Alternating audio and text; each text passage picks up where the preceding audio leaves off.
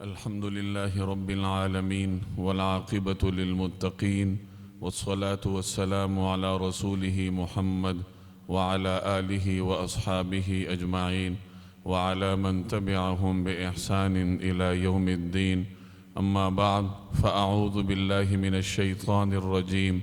بسم الله الرحمن الرحيم.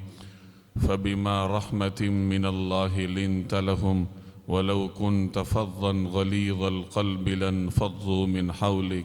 فاعف عنهم واستغفر لهم وشاورهم في الأمر فإذا عزمت فتوكل على الله إن الله يحب المتوكلين. صدق الله العظيم.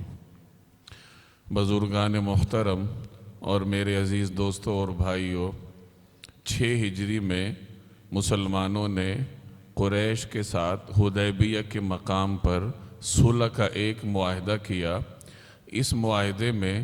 جہاں دیگر دفعات اور شقیں تھیں، وہاں اس معاہدے کی ایک اہم دفعہ اور شق یہ تھی کہ گرد و پیش کے قبائل میں سے جو قبیلہ چاہے صلح میں مسلمانوں یا قریش کے ساتھ شامل ہو جائے.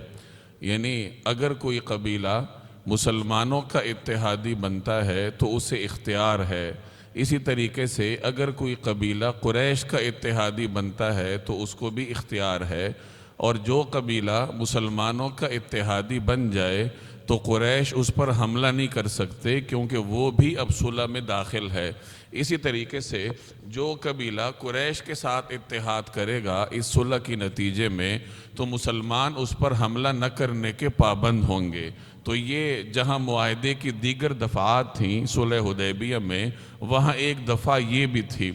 اس صلح کی نتیجے میں بنو بکر اور بنو خزاعہ انہوں نے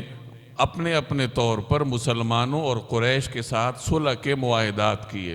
بنو بکر اور بنو خزاعہ یہ 2 معروف قبائل تھے جو مکہ مکرمہ کے گرد و پیش میں آباد تھے، اور ان کے درمیان مدت سے دشمنی چلی آ رہی تھی. بارہا ان کے درمیان قتل و قتال کے بازار گرم ہو چکے تھے. جب مسلمانوں اور قریش کے درمیان صلح کا معاہدہ ہوا تو بنو خزاعہ نے مسلمانوں کے ساتھ اتحاد کیا. بنو خزاعہ ویسے بھی قدیم دور سے مسلمانوں کے قریب اس لیے چلے آ رہے تھے کہ پہلے رسول اللہ صلی اللہ علیہ وسلم کے دادا حضرت عبد المطلب کے ساتھ ان کا حلیفانہ تعلق چلا آ رہا تھا. تو اس قدیم تعلق کے پیش نظر بنو خزاعہ مسلمانوں کے اتحاد میں شامل ہوئے اور بنو بکر قریش کے اتحاد میں شامل ہوئے. اب جب یہ دونوں قبائل اس صلح میں شامل ہوئے تو اس کا نتیجہ یہ تھا کہ قریش بنو خزاعہ کے خلاف کوئی مسلح کارروائی نہیں کر سکتے تھے، کیونکہ وہ مسلمانوں کے اتحادی تھے. اسی طریقے سے مسلمان بنو بکر کے خلاف کوئی مسلح کارروائی نہیں کر سکتے تھے، کیونکہ وہ قریش کے اتحادی تھے. تو صلح حدیبیہ کے نتیجے میں یہ دونوں قبائل اس طریقے سے اس صلح میں داخل ہوئے. 6 ہجری میں جیسے میں نے عرض کیا صلح کا یہ معاہدہ ہوا. 2 سال تک تو معاہدہ پرامن طریقے سے چلتا رہا اور عرب میں امن تھا. مسلمانوں اور قریش کے درمیان صلح کا تعلق تھا. کسی قسم کی کوئی مسلح کارروائی دونوں جانب سے نہیں ہوئی. لیکن 8 ہجری میں بنو بکر نے بنو خزاعہ پہ حملہ کیا. جیسے میں نے عرض کیا کہ یہ دونوں قبائل قدیم زمانے سے باہمی دشمنی میں مبتلا تھے. صلح حدیبیہ کے نتیجے میں انہوں نے مسلمانوں اور قریش کے ساتھ اتحاد کا معاملہ کیا تو کچھ عرصہ امن رہا. لیکن 8 ہجری میں بنو بکر نے اس معاہدے کی خلاف ورزی کی اور بنو خزاعہ پہ حملہ کیا. قریش کی یہ ذمہ داری تھی کہ وہ بنو بکر کے ساتھ اس حملے میں شریک نہ ہوتے، کیونکہ وہ مسلمانوں کے ساتھ صلح حدیبیہ میں یہ طے کر چکے تھے. لیکن قریش نے اس معاہدے کا پاس نہ رکھا اور بنو بکر کی اسلحے اور افرادی دونوں طریقے سے ان کی مدد کی، اور بنو بکر نے قریش کے ساتھ مل کر بنو خزاعہ کا بے دریغ قتل کیا. یہاں تک کہ بنو خزاعہ کے لوگ بھاگتے بھاگتے حرم میں داخل ہوئے اپنی جان بچانے کے لیے، کہ حرم میں تو قتل و قتال زمانے قدیم سے منع چلا آ رہا تھا. تو شاید یہ حرم کی جو حیثیت کا خیال رکھ لیں، لیکن بنو بکر نے حرم کی حیثیت کا بھی خیال نہ رکھا، اور اس طریقے سے قریش نے بنو بکر کے ساتھ مل کر بنو خزاعہ جو مسلمانوں کا اتحادی قبیلہ تھا اس پر ظلم ڈھائے۔ جب نبی کریم صلی اللہ علیہ وسلم کو ان واقعات کی اطلاع ملی، خود بنو خزاعہ کے لوگ حضور صلی اللہ علیہ وسلم کے پاس مدینہ منورہ فریاد لے کر حاضر ہوئے، تو آپ صلی اللہ علیہ وسلم نے ان کی مدد کا فیصلہ فرمایا، اور قریش کو آپ صلی اللہ علیہ وسلم نے 3 آپشن دیے۔ پہلا اختیار آپ نے قریش کو یہ دیا کہ بنو بکر نے تمہارے تعاون سے بنو خزاعہ کے جو لوگ قتل کیے ہیں، تم لوگ ان کی دیت بنو خزاعہ کو ادا کرو، یعنی بنو خزاعہ کو راضی کرو، ان کے ساتھ صلح کرو، ان کے مقتولین کی دیت ان کے حوالے کرو۔ اگر تم ایسا نہیں کرتے تو پھر جن لوگوں نے قتال میں حصہ لیا ہے تم ان کو اپنے سے الگ کر لو، تاکہ ہم ان کو معاہدے سے باہر سمجھیں اور ان کے خلاف کارروائی کر سکیں۔ اگر تم یہ بھی نہیں کرتے تو پھر تم صلح حدیبیہ کے معاہدے کی تنسیخ کا اعلان کر دو کہ ہم معاہدے کو ختم کرتے ہیں۔ عملی طور پر تو وہ پہلے ہی ختم کر چکے تھے جب انہوں نے قبیلہ خزاعہ پر حملہ میں حصہ لیا، لیکن آپ صلی اللہ علیہ وسلم نے زبانی طور پر بھی ان سے معاہدے کی تنسیخ کا اعلان کروایا۔ قریش نے تیسرے آپشن کو منتخب کیا اور کہا کہ ہم صلح حدیبیہ میں جو امن کا معاہدہ ہوا تھا ہم اس کو منسوخ کرتے ہیں، یعنی دوبارہ ہم حالت جنگ میں جاتے ہیں۔ حضور صلی اللہ علیہ وسلم کے قاصد کو یہ تو انہوں نے کہہ دیا،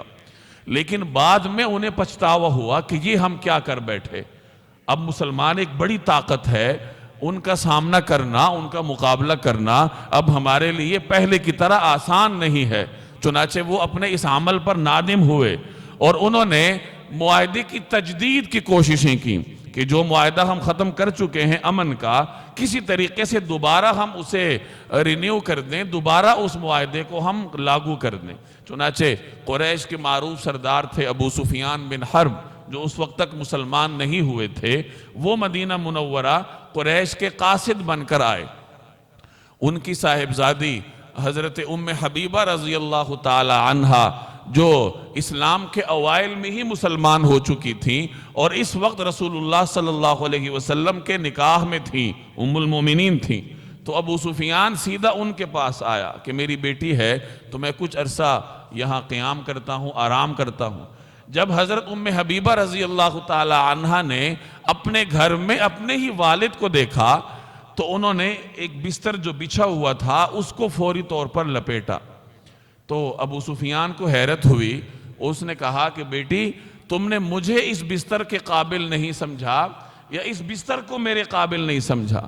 تو حضرت ام حبیبہ رضی اللہ تعالی عنہ نے فرمایا کہ یہ جناب رسول اللہ صلی اللہ علیہ وسلم کا مبارک بستر ہے اور تم اس وقت مشرک ہو، نجس ہو، لہٰذا تم اس قابل نہیں ہو کہ جناب رسول اللہ صلی اللہ علیہ وسلم کے بستر پر بیٹھ سکو، اس لیے میں نے یہ بستر لپیٹا۔ ابو سفیان یہاں سے اٹھ کے جناب رسول اللہ صلی اللہ علیہ وسلم کی خدمت میں گئے اور جا کر عرض معروض کی، معاہدہ کی تجدید کی درخواست کی۔ روایات میں آتا ہے کہ نبی کریم صلی اللہ علیہ وسلم نے اس کی باتیں سن کر کوئی جواب نہیں دیا، آپ صلی اللہ علیہ وسلم خاموش رہے۔ وہاں سے اٹھ کر ابو سفیان حضرت ابو بکر کے پاس گئے اور جو باتیں، جو درخواست حضور علیہ السلام سے ابو سفیان نے کی تھی وہی درخواست حضرت ابو بکر سے کی۔ حضرت ابو بکر نے فرمایا کہ حضور صلی اللہ علیہ وسلم کے مزاج کے خلاف میں کوئی سفارش نہیں کر سکتا۔ ابو سفیان ان سے سفارش کروانے گیا تھا کہ حضور صلی اللہ علیہ وسلم نے میری بات کا کوئی جواب نہیں دیا، آپ ہماری سفارش کر دیں کہ آپ صلی اللہ علیہ وسلم ہمارے ساتھ معاہدے کی تجدید کا اعلان فرما دیں۔ لیکن حضرت ابو بکر سے بڑھ کر حضور علیہ السلام کا مزاج شناس کون ہو سکتا تھا؟ تو انہوں نے اس کو صاف جواب دیا کہ حضور صلی اللہ علیہ وسلم کی منشا کے خلاف سفارش کوئی نہیں کر سکتا۔ جب آپ ایک فیصلہ فرما چکے ہیں تو اس فیصلے کو واپس لینے کے لیے کوئی سفارش نہیں کر سکتا۔ وہاں سے مایوس ہو کر ابو سفیان حضرت عمر کے پاس گئے اور ان سے جا کر درخواست کی کہ آپ ہماری سفارش فرمائیے۔ حضرت عمر نے فرمایا تم مجھ سے سفارش کی بات کرتے ہو، خدا کی قسم اگر میرے پاس کوئی ہتھیار نہ رہے، صرف ایک کوڑا ہی باقی رہ جائے تو میں وہ کوڑا لے کر بھی تمہارے خلاف لڑوں گا۔ حضرت عمر اشداء علی الکفار کی عملی تصویر تھے،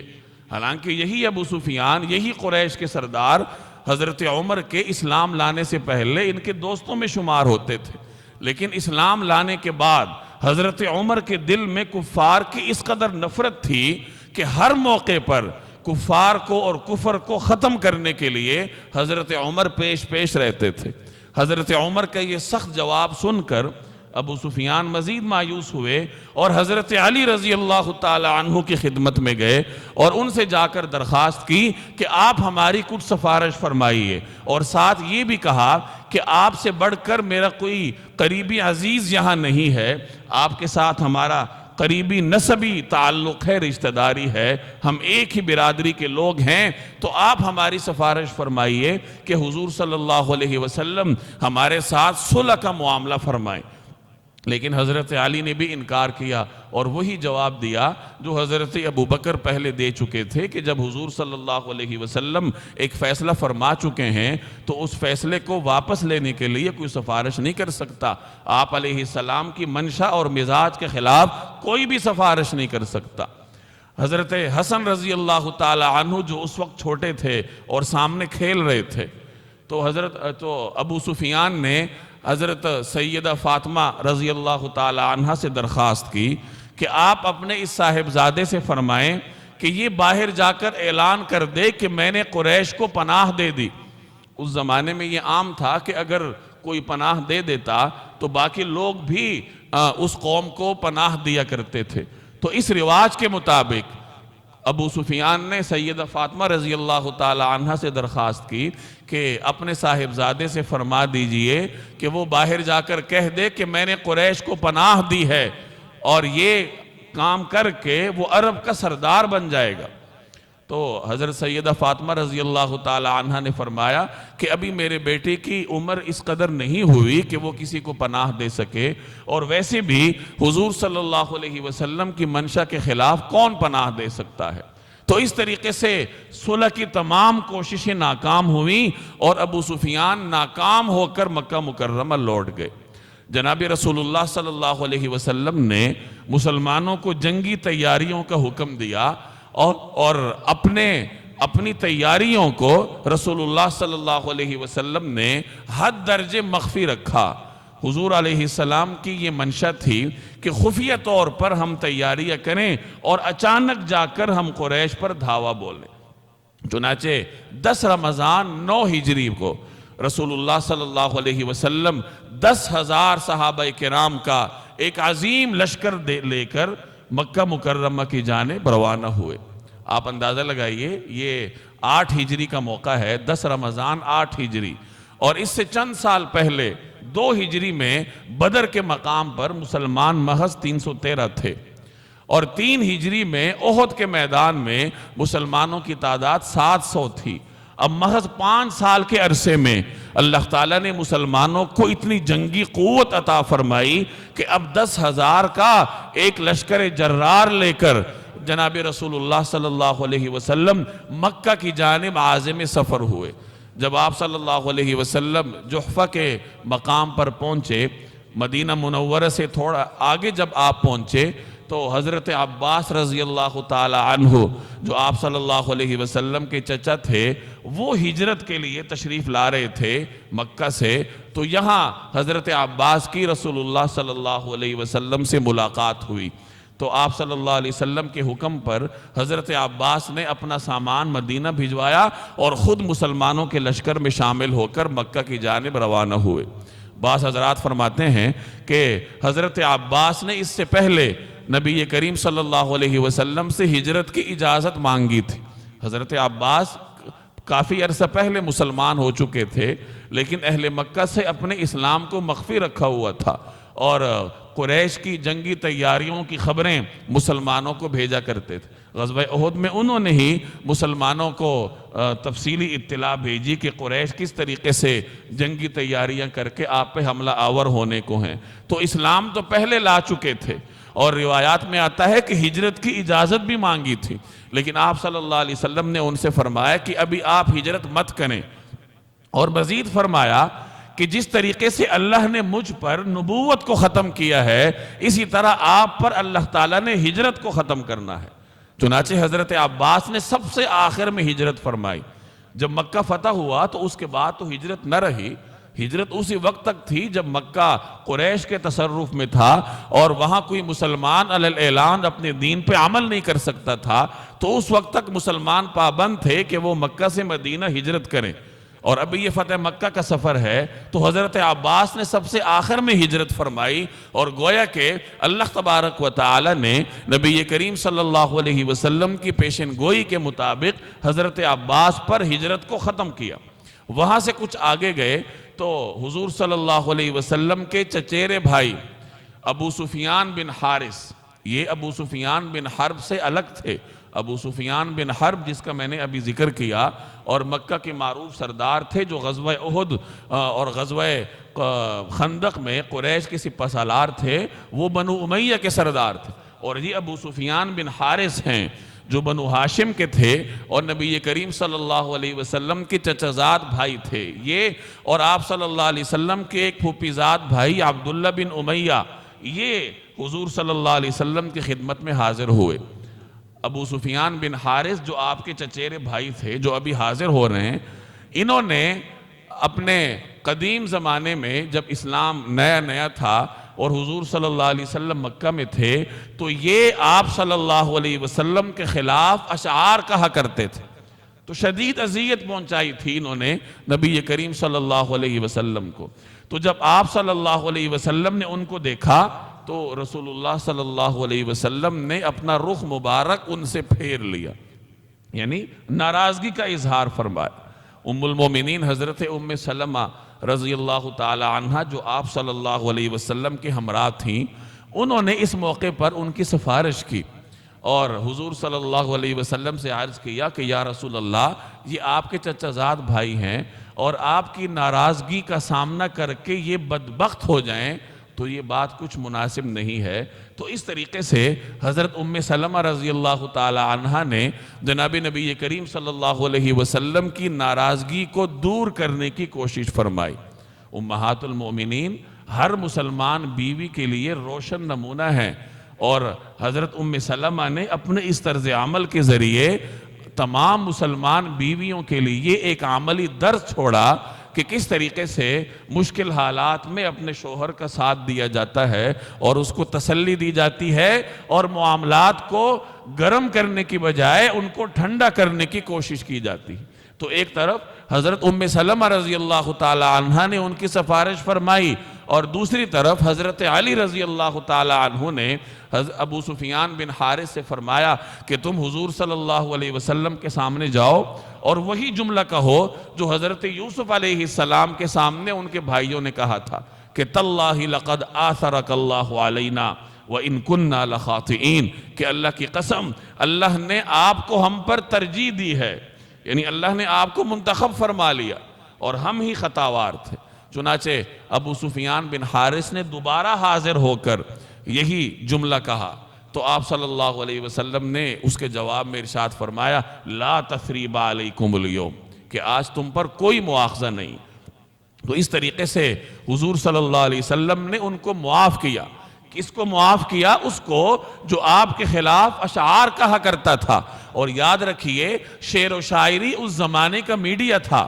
یعنی کسی چیز کا پروپیگنڈا کرنا ہو، کسی چیز کو رواج دینا ہو تو جس طریقے سے آج کل اس کے لیے الیکٹرانک اور پرنٹ میڈیا ہے، اس زمانے میں شاعر یہ کام کرتے تھے کہ کسی شاعر نے کوئی قصیدہ کہا کسی کے خلاف اور دنوں ہی دنوں میں وہ پورے عرب میں قرب و جوار میں پھیل جایا کرتا تھا۔ تو ابو سفیان بن حارث نے اس طریقے سے رسول اللہ صلی اللہ علیہ وسلم کو تکلیف پہنچائی تھی، لیکن آپ صلی اللہ علیہ وسلم نے ان کو معاف فرمایا۔ اور جب آپ نے ان کو معاف فرمایا اور وہ دین اسلام میں داخل ہوئے تو انہوں نے فوری طور پر آپ صلی اللہ علیہ وسلم کی مدح پر مشتمل اشعار کہے۔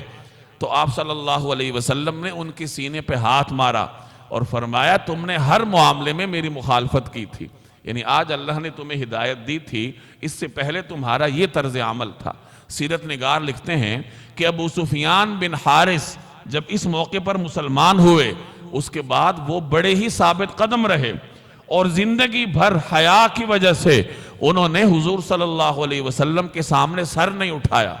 اور آپ صلی اللہ علیہ وسلم بھی ان سے بڑی محبت فرماتے تھے، ان کے لیے جنت کی خوشخبری دی تھی، اور آپ یہ ارشاد فرماتے تھے کہ یہ میرے لیے حمزہ کا بدل ثابت ہوں گے۔ حضرت حمزہ آپ کے چچا تھے جو غزوہ احد میں شہید ہو چکے تھے، تو آپ صلی اللہ علیہ وسلم ان کو حضرت حمزہ کا بدل قرار دیتے تھے، اور روایات میں آتا ہے کہ جب ان کا انتقال ہونے لگا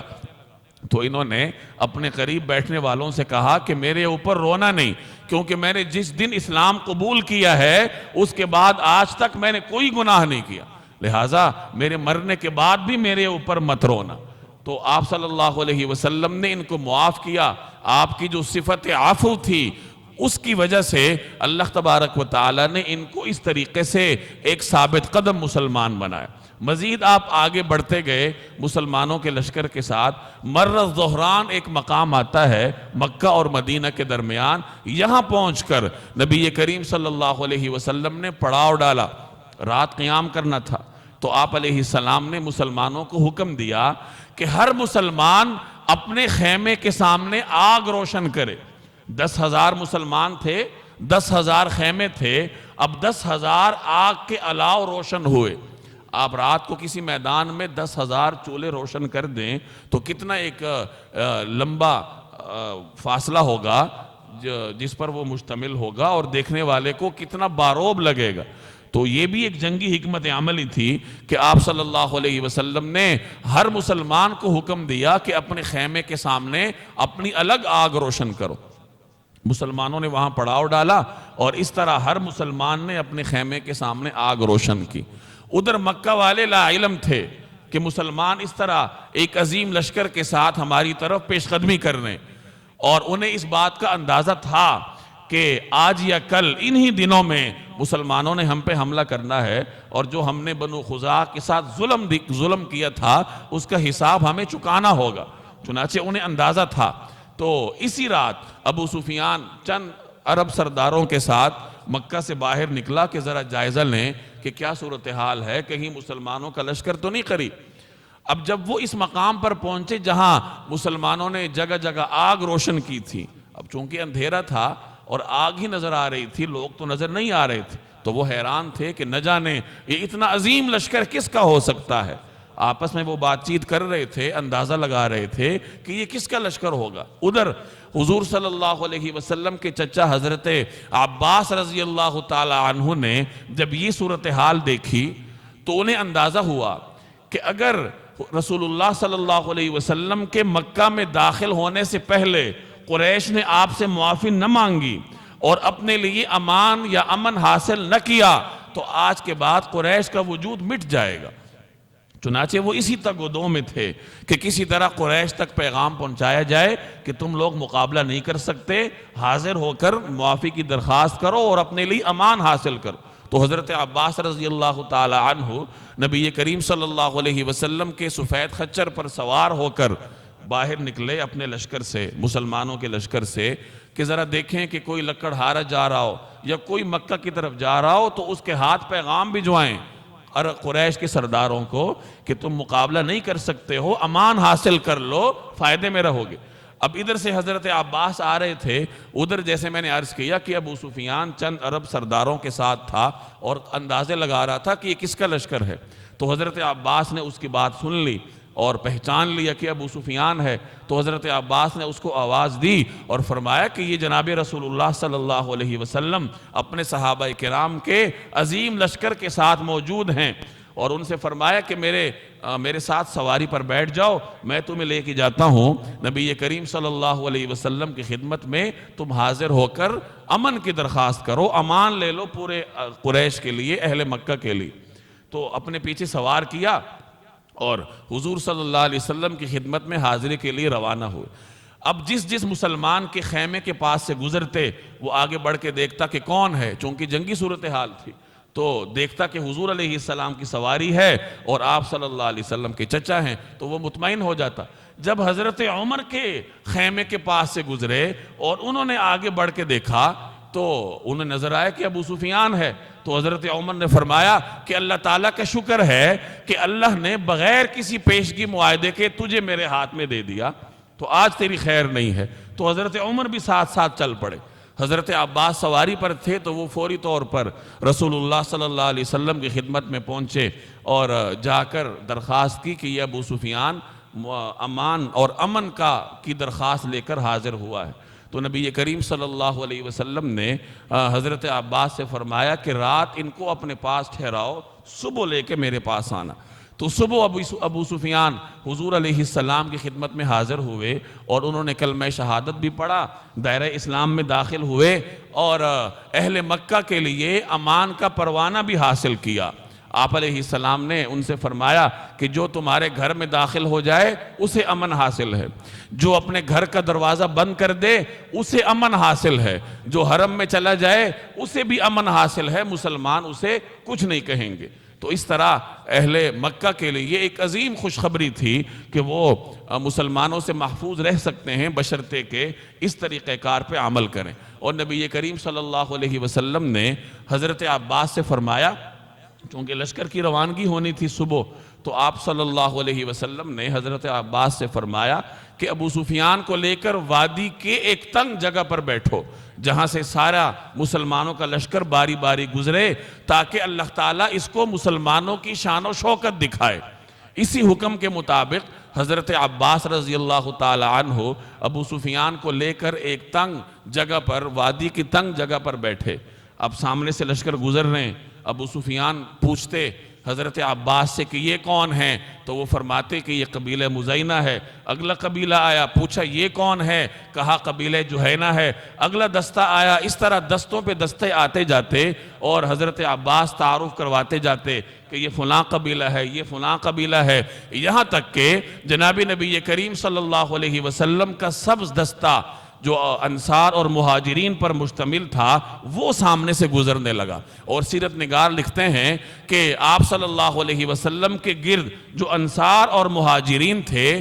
تو انہوں نے اسلحہ اس طرح رکھا ہوا تھا، تلواریں اور نیزے، کہ چاروں طرف لوہے کی باڑ نظر آ رہی تھی۔ انسان کم نظر آ رہے تھے اور لوہے کی باڑ زیادہ نظر آ رہی تھی۔ تو یہ منظر دیکھ کر ابو سفیان بڑا مرعوب ہوا اور اس نے پوچھا حضرت عباس سے کہ یہ کون ہیں؟ تو حضرت عباس نے فرمایا کہ یہ جناب رسول اللہ صلی اللہ علیہ وسلم ہیں اور آپ کے ارد گرد انصار اور مہاجرین کے مخصوص حضرات ہیں جو نبی کریم صلی اللہ علیہ وسلم کے ہم رکاب ہے۔ تو ابو سفیان حضرت عباس سے کہنے لگا کہ عباس، تمہارے بھتیجے کی سلطنت بڑی عظیم ہو گئی ہے۔ تو حضرت عباس نے فرمایا کہ یہ سلطنت نہیں ہے، یہ بادشاہت نہیں ہے، یہ نبوت ہے۔ تو اس طریقے سے نبی کریم صلی اللہ علیہ وسلم مکہ مکرمہ کے لیے روانہ ہوئے۔ روانگی سے قبل آپ صلی اللہ علیہ وسلم نے حضرت خالد بن ولید کو حکم دیا کہ تم مکہ کی زینی جانب سے آؤ۔ حضرت زبیر بن عوام سے فرمایا کہ تم مکہ کے بالائی جانب سے آؤ، اور حضرت ابو عبیدہ سے فرمایا کہ تم پیادوں کو لے کے بطن وادی کی جانب سے جاؤ۔ تو اس طریقے سے مختلف رخوں سے مسلمانوں کا لشکر مکہ مکرمہ میں داخل ہوا۔ جناب رسول اللہ صلی اللہ علیہ وسلم نے خیف بنی کنانہ میں جا کر پڑاؤ فرمایا۔ جب آپ مکہ میں داخل ہو رہے تھے تو روایات میں آتا ہے کہ تواضع کی وجہ سے، اللہ کے شکر کو یاد کرتے ہوئے آپ صلی اللہ علیہ وسلم نے اپنا سر مبارک اتنا جھکایا ہوا تھا کہ آپ صلی اللہ علیہ وسلم کی مبارک داڑھی کے بال سواری کے کجاوے کے ساتھ لگ رہے تھے۔ یعنی تواضع کی اس انتہا کے ساتھ آپ صلی اللہ علیہ وسلم فاتحانہ طور پر مکہ میں داخل ہوئے۔ دنیا میں بڑے بڑے لشکروں کی فتح کی داستانیں آپ نے پڑھی ہوں گی کہ کس طریقے سے وہ خوشی کی شادیانے بجاتے ہوئے، قتل و غارت گری کرتے ہوئے، سروں کے مینار بناتے ہوئے شہروں کو تاراج کیا کرتے ہیں۔ لیکن یہ بھی ایک فاتح قوت تھی جو جناب نبی کریم صلی اللہ علیہ وسلم کی قیادت میں اس طریقے سے عاجزی کے ساتھ مکہ مکرمہ میں داخل ہوئی۔ تو آپ علیہ السلام خیف بنی کنانہ میں آپ یہاں میں یہ بات عرض کر دوں کہ خیف بنی کنانہ یہ وہی مقام ہے جہاں قریش نے جمع ہو کر بنو ہاشم اور مسلمانوں کے سماجی بائیکاٹ کا فیصلہ کیا تھا، اور یہیں پر شیب ابی طالب بھی ہے جہاں نبی کریم صلی اللہ علیہ وسلم اپنی دعوت کے ابتدائی دنوں میں مسلمانوں کے ساتھ 3 سال تک محصور رہے تھے، اور قریش خوراک کا ایک دانہ بھی مسلمانوں تک نہیں پہنچنے دیتے تھے، اور کس قدر تنگی کے ساتھ مسلمانوں نے وہ ماہ و سال گزارے۔ تو اسی مقام پر جناب رسول اللہ صلی اللہ علیہ وسلم نے آ کر قیام فرمایا۔ یہ گویا کہ اللہ کا شکر ادا کرنا تھا کہ ایک وہ زمانہ تھا جب مسلمان کمزور تھے، طاقت میں کم تھے، اور مجبور ہو کر یہاں پناہ لینی پڑی تھی، اور آج اللہ کی نصرت شامل حال رہی، اور مسلمانوں کو اللہ نے یہ دن دکھایا کہ وہ فاتحانہ طور پر مکہ میں داخل ہو رہے ہیں۔ اور یہی وہ مقام ہے جہاں حضرت ابراہیم علیہ السلام نے دعا مانگی تھی، جب حضرت ہاجرہ اور حضرت اسماعیل کو حضرت ابراہیم نے یہاں چھوڑا اور واپس جانے لگے، تو یہی رک کر حضرت ابراہیم نے دعا مانگی تھی، ربنا انی اسکنت من ذریتی بواد غیر ذی زرع عند بیتک المحرم، کہ یا اللہ میں اپنی اولاد کو اس وادی میں چھوڑے جا رہا ہوں آپ کے حرم والے گھر کے محترم گھر کے نزدیک، جہاں کوئی خوراک کا سامان نہیں ہے، جہاں کوئی زراعت نہیں ہے۔ تو حضرت ابراہیم نے جہاں مکہ کے لیے دعا مانگی تھی کہ یا اللہ یہاں کچھ نہیں ہے، اس کو رزق سے مالا مال فرما دے، اسی مقام کو نبی کریم صلی اللہ علیہ وسلم نے فتح مکہ کے موقع پہ اپنے قیام کے لیے منتخب فرمایا۔ جب آپ بیت اللہ میں تشریف لائے اور خانہ کعبہ میں داخل ہوئے، داخل ہونے سے پہلے تمام بت آپ نے توڑے، 360 بت بیت اللہ کے ارد گرد نصب تھے۔ نبی کریم صلی اللہ علیہ وسلم طواف کرتے جاتے تھے، اور آپ صلی اللہ علیہ وسلم کے دست اقدس میں کمان تھی، اس کمان کے ساتھ آپ بتوں کو ٹھوکر لگاتے جا رہے تھے، اور زبان پہ یہ آیت تھی جاء الحق وزہق الباطل، کہ حق آیا اور باطل ختم ہوا، باطل کو فرار ہونا پڑا۔ تو اس طریقے سے تمام بت توڑ کر جناب رسول اللہ صلی اللہ علیہ وسلم بیت اللہ میں داخل ہوئے اور دروازہ بند فرمایا۔ غالباً حضرت بلال اور زید بن حارثہ آپ کے ساتھ تھے۔ اب جب آپ علیہ السلام بیت اللہ سے باہر تشریف لائے اور بیت اللہ کے دروازے پر تھے، تو تمام قریش کے لوگ مسجد حرام میں صفیں باندھ کر منتظر تھے کہ نہ جانے اب ہمارے بارے میں کیا فیصلہ ہوگا، کیونکہ اس زمانے کا رواج تو یہی تھا کہ جو مغلوب قوم ہے انہیں غلام اور باندیا بنا لیا جاتا تھا، یا انہیں قتل کرنے کا حکم دیا جاتا تھا۔ اور یہ وہی قریش تھے، ان میں وہ لوگ بھی تھے جنہوں نے رسول اللہ صلی اللہ علیہ وسلم کی صاحبزادی حضرت زینب رضی اللہ تعالی عنہ کو سواری سے گرایا تھا جب وہ امید سے تھیں، اور ان کا وہ حمل ضائع ہوا، اور اسی زخم کی وجہ سے بعد میں ان کی شہادت ہوئی۔ تو ان میں وہ لوگ بھی تھے جنہوں نے نبی کریم صلی اللہ علیہ وسلم کو آپ کی صاحبزادیوں کے معاملے میں تکالیف پہنچائی تھی، جنہوں نے آپ صلی اللہ علیہ وسلم کی کمر مبارک پر حالت سجدے میں اوجڑی رکھی تھی، آپ کے راستے میں کانٹے بچھائے تھے، آپ کے قریبی دوستوں کو زود و کوب کیا تھا، اور کون سا ظلم تھا جو انہوں نے مسلمانوں پر نہیں ڈھایا۔ اب وہ تمام لوگ ندامت کے ساتھ سر جھکا کر بیٹھے ہیں کہ نہ جانے اب ہمارے بارے میں کیا فیصلہ ہوگا۔ حضور صلی اللہ علیہ وسلم تشریف لائے بیت اللہ کے دروازے پر، آپ نے بیت اللہ کے دروازے کو تھام کر قیام فرمایا اور اہل مکہ کے سامنے خطبہ ارشاد فرمایا۔ کلمہ شہادت سے آپ نے شروع کیا کہ لا الہ الا اللہ وحدہ لا شریک لہ، اور پھر آپ نے یہ جملے ارشاد فرمائے کہ صدق وعدہ وَنَصَرَ عَبْدًا وَحَزَمَ الْأَحْزَابَ وَحْدًا، کہ اللہ کے سوا کوئی معبود نہیں ہے، اس کا کوئی شریک نہیں، وہ اکیلا ہے۔ صدق وعدہ، اس نے اپنا وعدہ سچ کر دکھایا۔ نصر عبدہ، اپنے بندے کی نصرت فرمائی، یعنی جناب رسول اللہ صلی اللہ علیہ وسلم کی مدد فرمائی۔ وَحَزَمَ الْأَحْزَابَ وَحْدًا، اور دشمن کے تمام لشکروں کو اللہ نے تنہا شکست دے دی اپنی قدرت سے، اپنی طاقت سے۔ تو اس طرح حضور صلی اللہ علیہ وسلم نے اپنے خطبے کا آغاز فرمایا، اور بعد میں جا کے ارشاد فرمایا کہ تم لوگوں کو مجھ سے کس فیصلے کی توقع ہے؟ تو قریش نے یک زبان ہو کر کہا کہ آپ ایک شریف والد کے شریف بیٹے ہیں، ہمیں آپ سے کرامت، کرم اور نرمی کی توقع ہے، تو نبی کریم صلی اللہ علیہ وسلم نے ان سے فرمایا لا تثریب علیکم اليوم، کہ جاؤ آج تم سب آزاد ہو، تمہارے اوپر کوئی مواخذہ نہیں ہے۔ تو یہ جناب رسول اللہ صلی اللہ علیہ وسلم کی صفت عفو تھی، یہ آپ کی وہ صفت تھی جس کو قرآن کریم نے ذکر کیا فَبِمَا رَحْمَةٍ مِّنَ اللَّهِ لِنْتَ لَهُمْ، کہ اللہ کی رحمت سے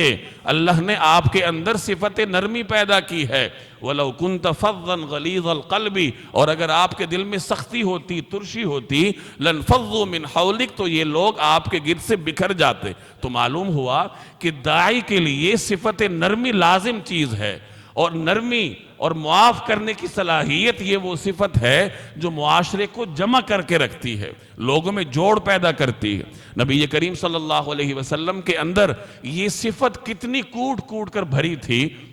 میں صرف دو باتیں آپ کے سامنے نقل کروں۔ حضرت عائشہ رضی اللہ تعالی عنہا جو آپ کی اہلیہ ہیں، ام المومنین ہیں، وہ فرماتی ہیں کہ نبی کریم صلی اللہ علیہ وسلم نے ساری عمر کسی کو ہاتھ سے نہیں مارا، نہ آپ نے کبھی کسی خادم کو مارا، نہ کسی عورت کو مارا، اتنے نرم دل تھے۔ حضرت انس رضی اللہ تعالی عنہ جو آپ کے ذاتی خادم تھے، وہ فرماتے ہیں خدمت رسول اللہ صلی اللہ علیہ وسلم 10 سنین، کہ میں نے نبی کریم صلی اللہ علیہ وسلم کی 10 سال تک خدمت کی۔ 10 سال کوئی معمولی عرصہ ہوتا ہے، اتنی طویل دورانیے تک حضرت انس فرماتے ہیں کہ میں نے آپ کی خدمت کی، لیکن فما قال لی اف قط، اس تمام تر دورانیے میں آپ صلی اللہ علیہ وسلم نے کبھی مجھے اف بھی نہیں کہا، یعنی ہلکا سا رد عمل بھی آپ صلی اللہ علیہ وسلم نے میرے کسی کام پر نہیں دیا، اور کبھی کسی کام کے کرنے پر آپ نے مجھے یہ نہیں فرمایا کہ تم نے یہ کیوں کیا، اور کبھی کسی کام کے نہ کرنے پر آپ نے مجھ سے یہ نہیں فرمایا کہ تم نے یہ کیوں نہیں کیا۔ تو آدمی کا خادم اور آدمی کی بیوی ہی سب سے زیادہ اس کی صفات کو